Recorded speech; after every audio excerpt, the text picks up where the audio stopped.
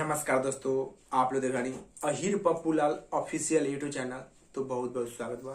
तो आप लोग के बता दी कि आज सुबह सुबह खेसारी लाल यादव के गाना रिलीज किया गया था, जो गाना के नाम बा लाइक नहीं थी। उससे पहले आप लोग के बता दी कि हमने के कंपनी जो कि अहिर पप्पूलाल ऑफिशियल जो कि यूट्यूब चैनल बा, जो कंपनी जो कि यूट्यूब कंपनी से जो कि कुछ प्रॉब्लम अभी चल रहा है करीब 6 अप्रैल से, जो कि आज हम चैनल के खोलकर पर डिटेल में गेल बानी तो पता चल रहा जो कि 6 अप्रैल से जो जितना भी सब्सक्राइबर हमनी के कंपनी पर बानी, जो कि अहिर पप्पूलाल ऑफिशियल यूट्यूब चैनल पर, जो कि सभी के इरोड हो रहा बा। यही कारण जो कि 6 अप्रैल से हमनी के चैनल पर बहुत ही कम दर्शक लोग के प्यार दर मिल रहा बा।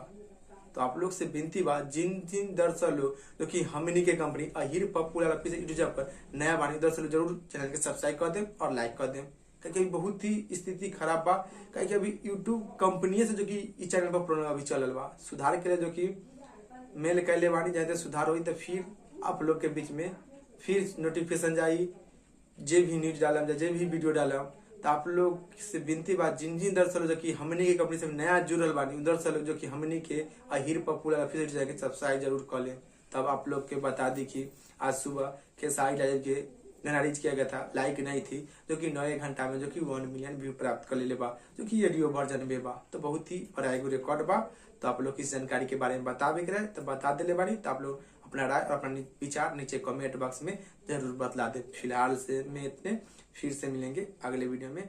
जय हिंद, जय भोजपुरी।